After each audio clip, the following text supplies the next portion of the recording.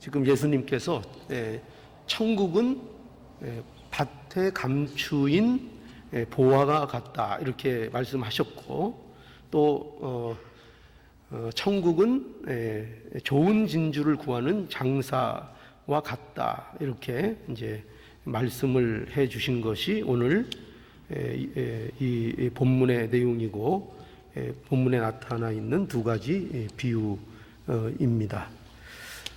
이 두 개의 비유는 하나의 주제를 가지고 있습니다. 그게 뭘까요? 그게 뭔가 하면 천국의 가치입니다. 천국의 가치. 그러니까 예수 그리스도로 임한 천국은 인간이 가진, 그러니까 세상 모든 것, 세상에 귀한 모든 것들이 있죠. 우리가 소중하게 생각하는 것들이 세상에 있죠. 그 모든 것보다 아름답고 그 모든 것보다 가치 있다 하는 것이 오늘 이 두 비유가 가지고 있는 하나의 주제입니다. 여기 그 44절 한번 볼까요? 한번 확인해 보죠. 44절 보면은 천국은 마치 밭에 감추인 보화와 같으니 사람이 이를 발견한 후 숨겨두고 기뻐하여 돌아가서 자기의 소유를 다 팔아 그 밭을 샀느니라 이렇게 이제 말씀합니다. 여기 이제 우리 쉽게 이해할 수는 없을까요? 오늘날 우리가 살고 있는 시대와 좀 다른 시대를 배경하고 있으니까 조금 이해가 안 될 수도 있지만, 왜 밭에 보화가 있냐 이런 거 좀 의문이 갈 수 있죠. 그런데 어쨌든 어떤 사람이 밭에서 감추인 이제 보화를 이제 발견했습니다. 그래서 이 사람이 이제 어떻게 했는가 하면, 이제 보화를 발견했으니까 다른 사람들이 모르게 그것을 다시 숨겨두고, 이제 여기 보면은 기뻐하며 돌아가서 자기의 소유를 다 팔아가지고 그 밭을 샀다 이렇게 이제 말씀합니다. 근데 여기에서 보면은요, 여기서 이제 중요한 것이 뭐냐면, 중요한 것이 그러면 이거죠. 왜 이 사람은 자기의 소유를 다 팔아서 그 밭을 샀을까 하는 거죠. 왜 팔아서 샀을까요? 그 밭을 왜 샀을까요? 이유가 뭘까요? 그 밭에 감추인 보화가 있기 때문이죠. 근데 그 보화가 어떻다는 거예요? 그 보화가 자기가 가지고 있는 전 재산보다 훨씬 가치가 있다고 판단한 겁니까? 가치가 없는데도 그렇게 한 거겠습니까? 분명히 가치가 있다는 거죠. 뭐보다?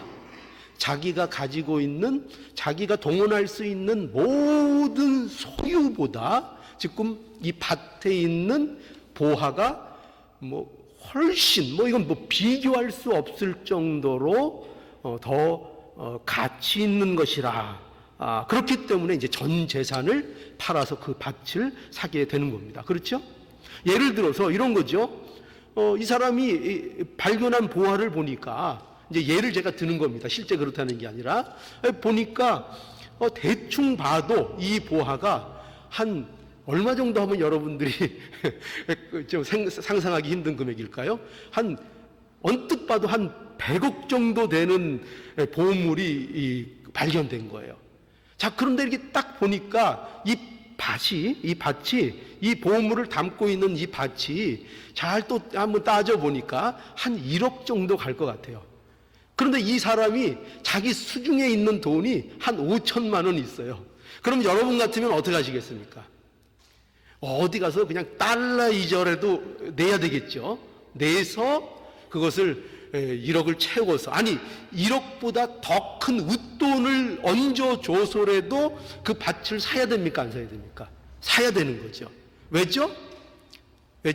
거기에는 100억의 가치가 되는 보화가 감추어져 있기 때문인 거죠. 그러니까 비교할 수 없는 거예요. 자기가 갖고 있는 모든 것을 주어도 되는 가치가 거기에 있는 겁니다. 그죠? 그러니까 사는 거죠.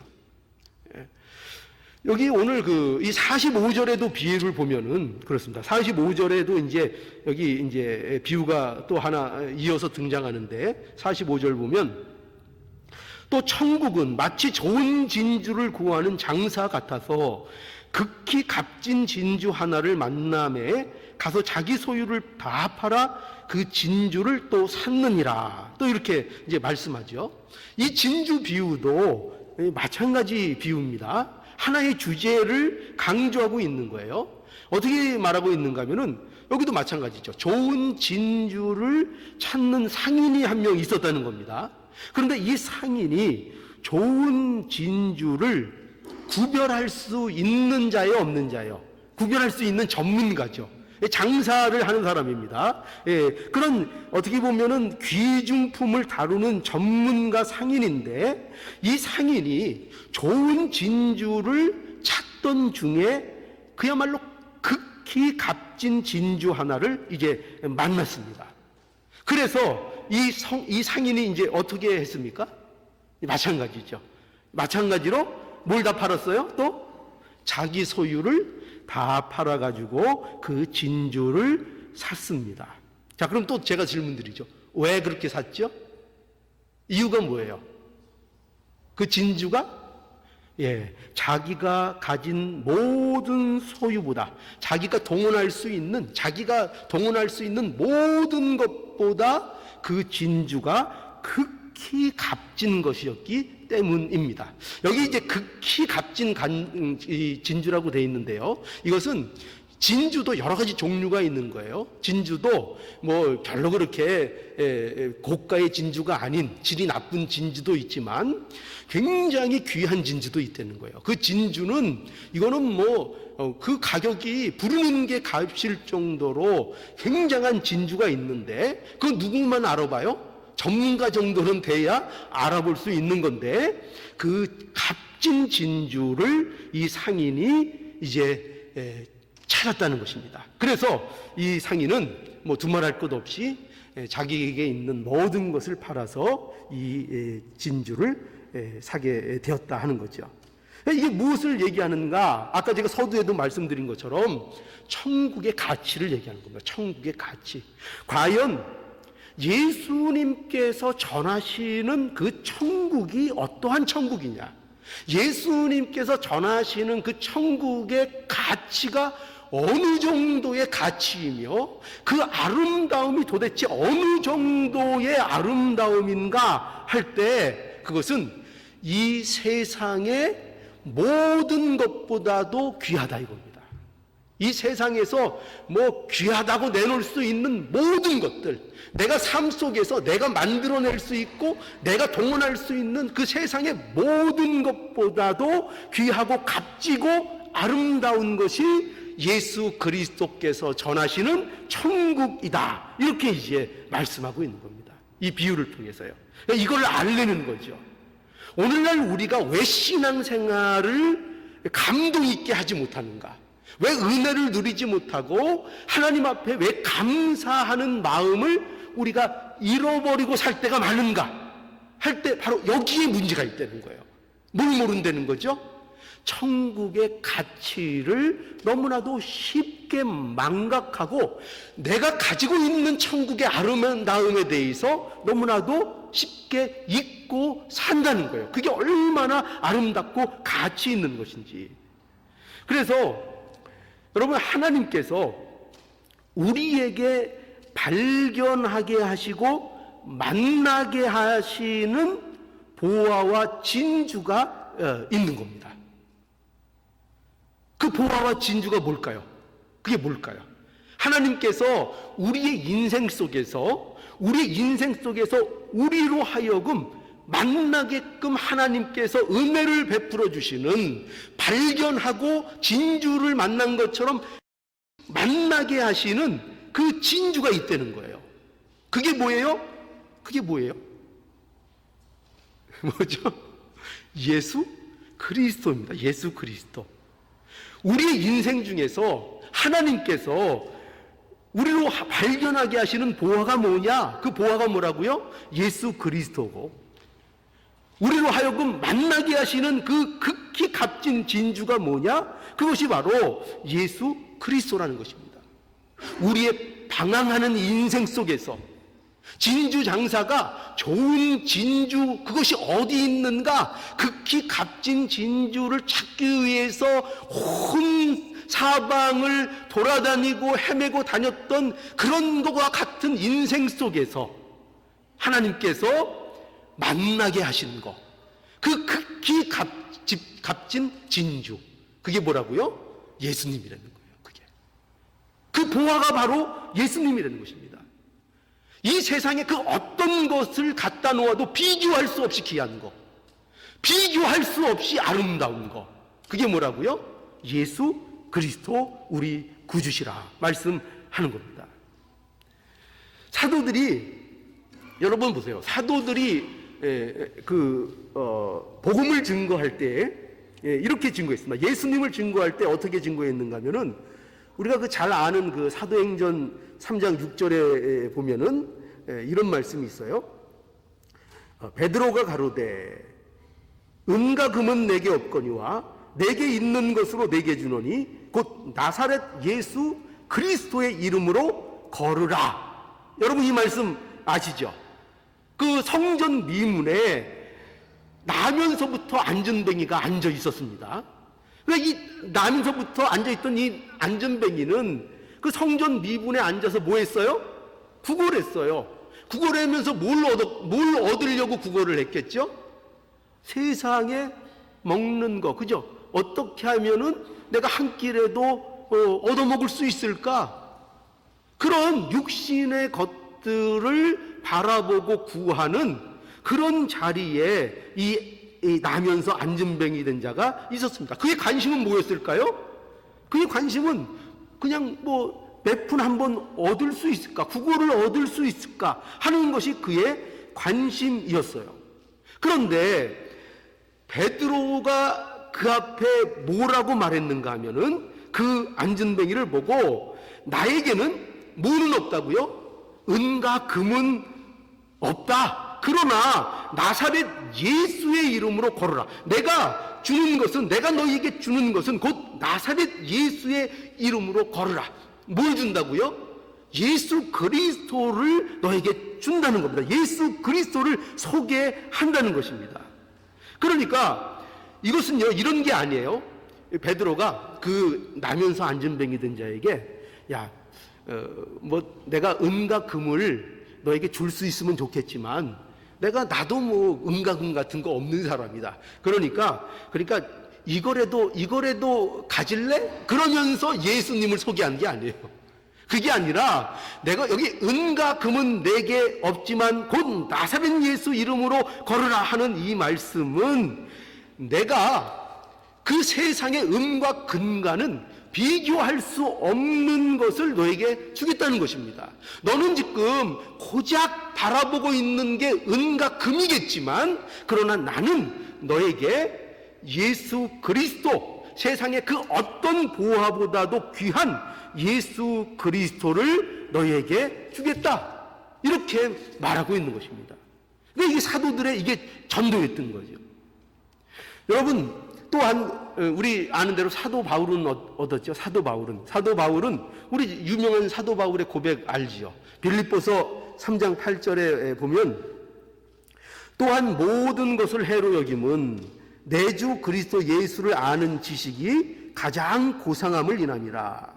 내가 그를 위하여 모든 것을 잃어버리고 배설물로 여김은 그리스도를 얻고 그 안에서 발견되려 함이니. 이렇게 사도 바울이 고백을 합니다.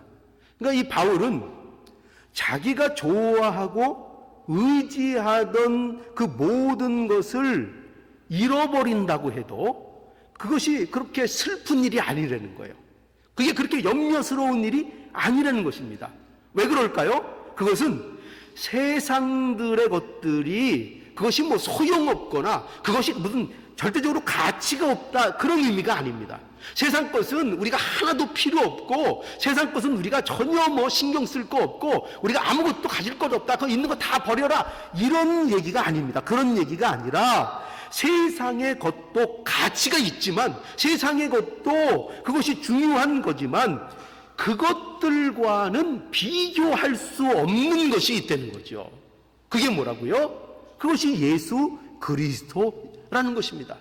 예수 그리스도가 너무나도 귀하고 너무나도 가치 있고 아름다운 것이기 때문에 세상의 것들도 그것도 무시할 수 없는 것들이지만, 그것들이 마치 뭐처럼 여겨질 수 있다고요? 배설물처럼 여겨질 수 있다는 겁니다. 그러니까 너무나 예수 그리스도가 아름다우니까요. 너무나 예수 그리스도가 귀하니까요. 그렇게 이 사도 바울이 고백을 한 것입니다. 여러분, 왜 예수 그리스도가 이처럼 아름다우신가 하면은, 예수 그리스도 안에 그야말로 좋은 것이 다 있는 거죠. 그죠? 예수 안에 모든 것이 다 있습니다. 예수 그리스도 안에 선한 것이 다 있습니다. 여러분, 영생이 누구에게 있습니까? 예수 그리스도 안에 영생이 있습니다. 예수님은요, 그 안에는 참 사랑이 있고, 예수님 안에는 용서가 있고, 예수님 안에는 화목이 있고, 예수님 안에는 평강이 있고, 예수님 안에는 천국이 있고, 예수님 안에는 소망이 있고, 그러니까 모든 선합고 의롭고 좋고 아름다운 것들, 그거는 어디 안에 있다고요? 예수 그리스도 안에 있는 것입니다. 그러니 예수님처럼 아름다우신 분이 없는 거죠. 그죠? 예수님처럼 아름다운 게 없죠. 여러분, 예수님은 누구를 보여주시는 분이에요? 예수님이 하나님의 영광을 보여주시는 분이잖아요. 세상에 하나님의 영광을 그처럼 정확하게, 그처럼 아름답게 나타낼 수 있는 자가 세상에 어디가 있습니까? 예수 그리스도만이 유일한 길이요, 하나님의 영광을 온전히 드러내시는 아름다운 분이시죠. 예수님만이 그렇습니다. 예수님만이. 이 세상에 누가 죄인을 위해서 십자가를 집니까? 세상에 누가 이 세상에 자기의 모든 것을 내려놓고 죄인으로서 십자가를 지며 이 길을 누가 즐거운 마음으로, 기쁜 마음으로 걸어갈 수 있겠습니까? 누가 이렇게 온유한 마음을 가질 수 있겠습니까? 누가 이렇게 화평을 이룰 수 있겠습니까? 그 누가가. 그러니 여러분, 예수님처럼 아름다운 분이 없는 거죠. 세상에 누가 이 예수님보다 아름다울 수 있습니까? 여러분, 우리를 보십시오. 우리 자신을 보십시오. 그죠? 우리 자신을 누가 예수님처럼 우리를 이렇게 봐주실까요? 그죠? 나를 어느 사람이 예수님보다 사랑해 줄까요? 이 세상에 한번 저한테 좀 소개를 좀 시켜주세요. 나를 예수님보다 더 사랑하는 사람 나 안다. 그런 사람이 있으면 저한테 말씀 좀 해주세요. 그분을 내가 예수님으로 내가 섬길게요. 그분을. 그런 사람은 없어요. 누가 세상에 변함없이 나를 돌보시는 분이 이 세상에 어디 있어요? 구줄 때나 기쁠 때나, 내가 어려울 때나 좋을 때나, 좋은 모습일 때나 나쁜 모습일 때나 변함없이 나와 동행하시고 나를 지켜주시는 그 아름다운 사람이 세상에 예수님 말고 누가 있어요? 누가? 세상 사람들은요, 좋을 땐, 제가 수요 예배 때도 저 새벽 예배 때인가요? 좋을 때는 한없이 좋고 한번 또 싫어지면 그 왼수가 되는 겁니다. 그죠? 좋을 때는 뭐 죽어 못 살아요. 그죠? 좋아 죽겠다는 거예요. 그냥 한번 미워지면 또 미워 죽겠는 거예요. 돌이킬 길이 없어요. 미워 죽겠는 거예요. 세상은 아무리 사랑하고 아무리 좋고 그래도 그것은 언제나 기복이 있고 변하고, 그건 장담할 수 없는 것들이에요. 그런데 예수님은 그렇지 않다는 거죠. 예수님은 온전히 우리를 사랑하시고 그 사랑에 변함이 없고 언제나 변함없이 우리와 동행해 주시는 예수님이라고 말씀하고 있죠. 예수님이 이렇게 아름다운 분이신 것이죠. 예수님이 이렇게 아름답다는 거예요. 이렇게 귀하신 분이라는 거예요. 이거를 알아야 한다는 거죠. 우리가 이렇게 아름다운 예수 그리스도를 발견하고요, 이렇게 귀한 예수님을 만나게 된 것은 이건 다 은혜인 것입니다. 그죠? 이게 다 하나님의 은혜인 거죠. 오늘 본문에 보면 어떤 사람이요, 여기 보면은 어떤 사람이 밭에 감추인 보화를 발견한 것은 이것이 우연하게 보이지만 이게 우연일까요? 아닐까요? 이게 우연이 아니라는 거예요. 세상 사람들은 이것을 우연이라고 하지만 우연이 아닌 거예요. 이건 은혜가 우연이 아니라 뭐라고요? 하나님의 은혜인 겁니다. 하나님의 은혜. 또 극히 값진 진주를 만난 것도 마찬가지입니다. 좋은 진주를 구하는 상인이 좋은 진주를 찾아다녔습니다. 그리고 어느 날 아주 귀하고 몹시 가치가 높은 진주를 찾은 겁니다. 보통 사람 같으면 이거를 알아보지 못하겠지만 이 사람은 전문가이기 때문에 그 진주의 가치, 그것이 얼마나 희귀한 것인 걸 알아보고 그 좋은 진주를 샀습니다. 그런데 여러분 보세요. 이 사실을 예수님께서 어떻게 표현하고 계신가 하면은 여기 극히 값진 진주로 하나를 만남에 이렇게 말씀하고 있어요. 만남에. 무슨 말씀입니까? 이 표현이 뭡니까? 만났다는 것은 이 극히 값진 진주를 찾는 자가 다 만날 수가 사실은 없다는 거예요. 여러분, 찾는다고 다 만나겠어요? 이 귀한 진주를 찾는다고 다 만나는 것이 아니라 이 만나게 된 것도 뭐 때문에 만났다는 거예요? 결국 하나님의 은혜로 만났다는 것입니다. 그 진주를 발견하게 되었다 하는 것입니다. 비록 그들이 찾아다녀도 하나님의 은혜가 아니면 만날 수가 없다는 거죠. 이게 무엇을 얘기하죠? 한 인생이 예수 그리스도를 만나는 일은요, 우연이 될 수 없다는 거죠.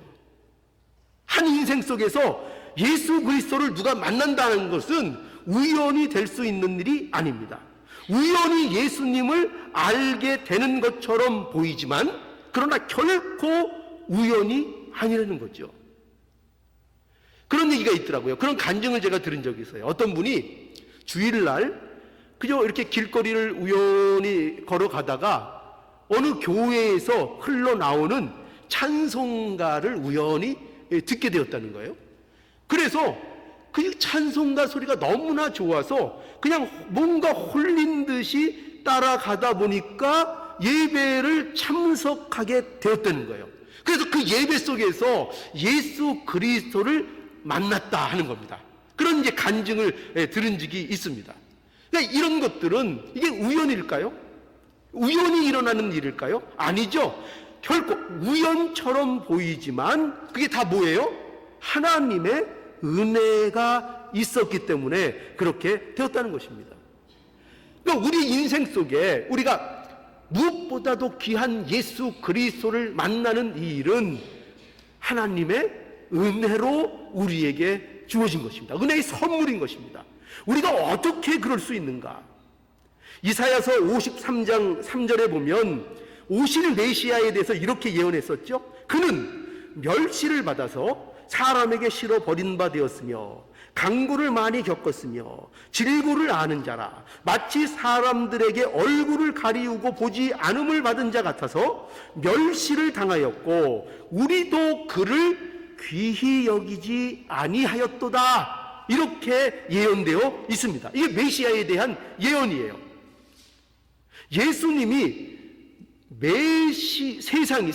세상이 메시아를 어떻게 한다는 거예요? 귀하게 여기지 않는다는 것입니다. 왜 귀하게 여기지 않죠? 하나도 세상이 생각하는 메시아 같지 않기 때문입니다. 그런데 우리는 어떻게 세상이 귀히 여기지 않는 예수 그리스도가 가장 귀하고 가장 아름다운 분인 줄 알고 믿는 것입니까? 어떻게 그 일이 가능합니까? 이것은 하나님의 은혜인 것입니다. 하나님의 은혜. 어떻게 우리가 믿을 수 있는가? 어떻게 우리의 눈에는 예수 그리스도가 가장 귀하고 가장 아름다운 분으로 발견될 수 있는가? 하나님의 은혜가 있다는 거예요. 하나님의 은혜가 아니면 우리는 이 예수를 발견할 수 없습니다.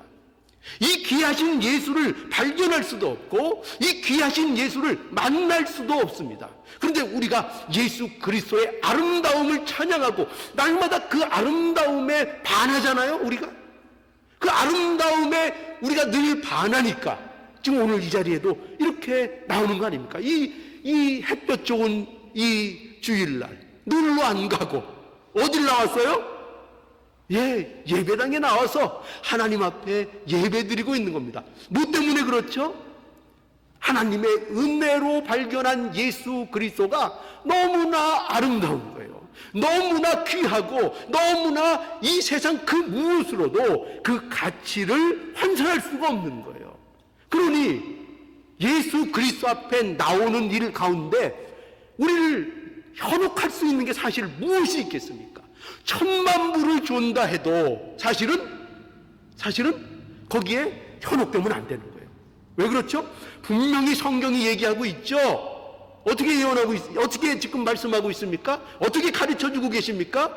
천국 복음은 예수 그리스도는 세상의 모든 것보다 귀하다. 모든 것보다 가치 있다. 1000억은 이 세상 모든 것 중에 일부에 불과해요. 일부에 불과해요. 그러나 우리는 그 1000억에 얼마든지 주의를 팔아먹을 수 있죠. 얼마든지 예수 앞에 나오는 것을 미룰 수 있죠. 딴 데 갈 수 있죠. 그러면 안 된다는 것입니다. 정말 예수 그리스도가 정말 가장 귀합니까? 예수 그리스도가 정말 우리의 눈에 가장 아름다운 분이십니까?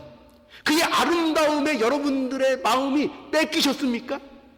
그렇다면 우리의 이 모습을 우리가 하나님 앞에 나가는 이 일에 어떤 것도 걸림돌이 될 수 없다는 겁니다. 어떤 것도.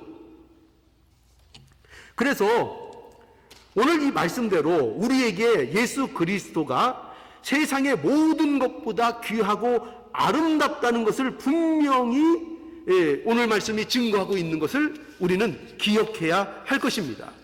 여러분, 자 다시 한번 말씀드리고 확인시킵니다. 예수님보다 예수님이 가장 귀하십니까? 이거 자신 있어야 돼요. 이 문제에 있어서 예수님이 정말 세상에 그 어떤 것보다 아름다운 분이 맞습니까? 누가 말씀하셨죠? 예수님이 말씀하셨고 성경이 우리에게 그렇게 수없이 가르쳐주고 있습니다. 자, 그렇다면 이 사실을 분명히 증거받고 있고 그것을 알고 있는 우리라면 그러면 우리는 이제 어떻게 해야 하는 것입니까? 오늘 본문이 또한 그것을 우리에게 보여주고 있는 겁니다.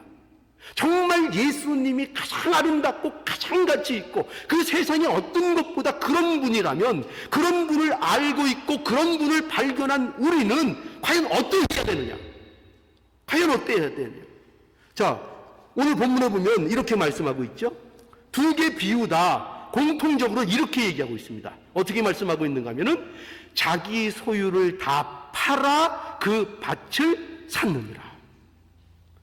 감추어진 보화를 발견한 자 어떻게 했다고요? 자기 소유를 다 팔아 그 밭을 샀습니다. 누가 강요했을까요? 아니요. 살 수밖에 없는 겁니다. 그렇죠? 그 보화를 발견한 자는 살 수밖에 없는 거예요. 또 진주, 값진 진주를 발견한 사람은 어떻게 했죠? 자기의 소유를 다 팔아 그 진주를 또 여기도 뭐라 그래요? 샀느니라. 이 공통적인 얘기예요. 이것은 천국의 가치를 아는 자의 삶을 말씀하고 있는 것입니다. 삶을요. 여기 자기의 소유를 다 팔아서 산다는 것은요, 천국을 인간이 가진 것으로 살 수 있다는 뜻이 아니에요. 내가 천국을 사야지. 내가 가진 것을 다 동원해서 천국을 사야지. 이게 아니에요. 그것을 말씀하는 것이 아니라 지금 이 말씀은 천국의 가치는, 그 천국의 아름다움은 그것을 발견한 자로 하여금 움직이게 만든다는 거예요.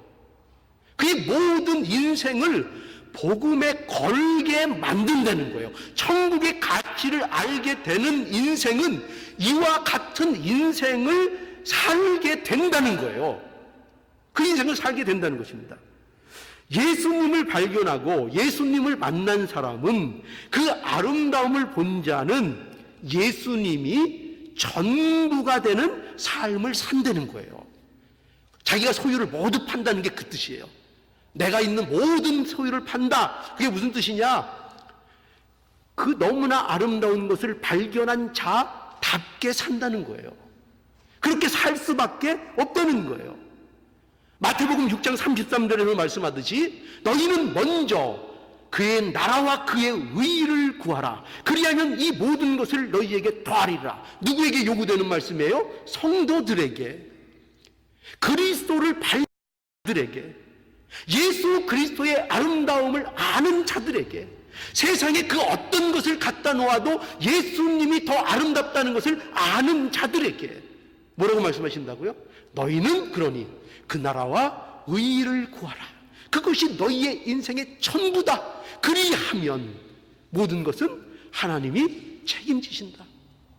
너희가 그것을 위해 부름을 받은 자들이다. 이렇게 말씀하고 있는 거죠.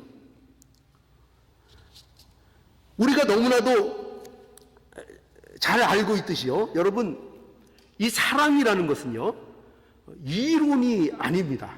그죠?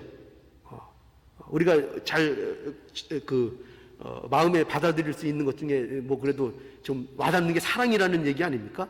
사랑은 이론이 아니에요. 사랑이라는 것은 매우 사실적이고 구체적인 것입니다. 사랑이라는 것은요. 그래서 누군가를 사랑하게 된다면 분명히 그 사람이 내 삶의 중심이 되는 변화가 일어납니다. 그게 진정한 사랑의 증상이에요. 누군가를 진심으로 사랑하게 되면 자연스럽게 그의 생활이 사랑하는 사람을 중심으로 돌아가게끔 되어 있어요. 그 누가 그렇게 억지로 시키는 게 아닙니다. 뭐 말려도 안 돼요. 세상 말려도 사랑에 한번 빠지면 그 사람을 중심으로 그 사람의 생활과 모든 패턴들이 움직일 수밖에 없게 되어져 버립니다. 여러분, 마치 이거 목과 같은 가면은 지구가 태양을 중심으로 도는 것과 마찬가지인 거예요. 그죠? 태양을 중심으로 해서 그거 이제 지구가 거기를 이렇게 일정하게 궤도를 가지고 도는 겁니다. 예수님의 아름다움을 정말 알게 되면 그 사람은 태양을 중심으로 도는 지구처럼 어떻게 한다고요? 예수님을 전부로 해서 사는 삶을 가질 수밖에 없게 된다는 거예요. 다시 말해서 예수 그리스도의 아름다움을 발견하고 그것을 만나게 되고 그것을 알게 된 자는 예수 믿는 일에 자기의 인생을 드린다는 것입니다. 자기의 인생을 드리게 된다는 거예요. 여러분, 그래서요, 여기에서 마치 뭐가 보이는가 하면 다 판다, 자기의 소유를 다 판다 하니까 이것이 어떻게 보면 우리의 입장에서는 뭐처럼 보입니까? 뭐처럼 보이죠? 내 거를 다 판다 하니까 뭐처럼 보입니까? 희생처럼 보이죠? 희생처럼 보입니다. 예, 어떻게 보면은 희생의 관점으로 볼 수도 있을지 모릅니다. 그러나 사실은 엄밀하게 따지면 희생이라는 것은요, 손해를 감내하는 것입니다. 손해를요. 그죠? 손해를 감내하는 것입니다. 그러나 이 비유를 통해서 우리가 알 수 있듯이 발견한 보화나 진주는 그가 모두 팔아버린 것보다 훨씬 가치가 있는 것입니다. 훨씬. 예를 들어서 아까도 예를 들었지만 1억을 주고 100억을 얻는 것입니다. 1억을 주고. 쉽게 비유를 하자면 여러분, 이거를 희생이라고 할 수 있어요? 내 소유가 기껏해야 내 모든 것 다 동원해야 1억입니다. 1억.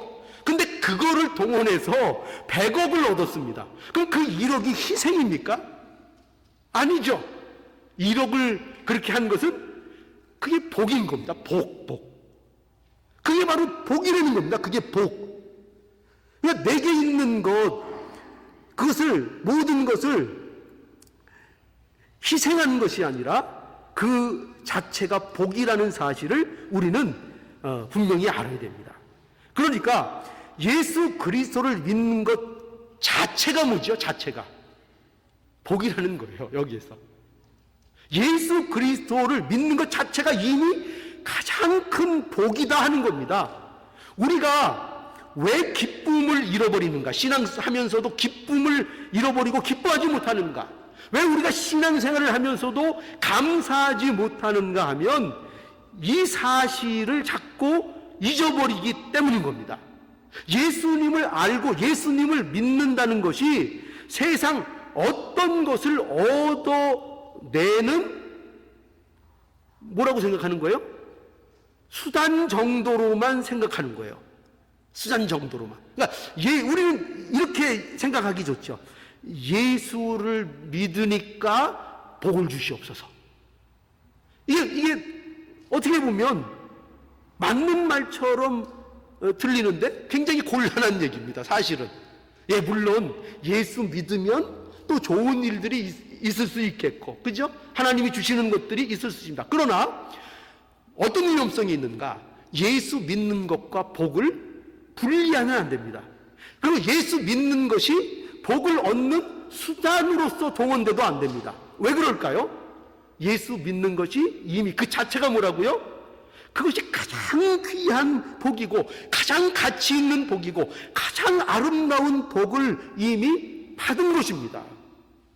예수가 누구라고요? 예수님이 가장 귀하다고요.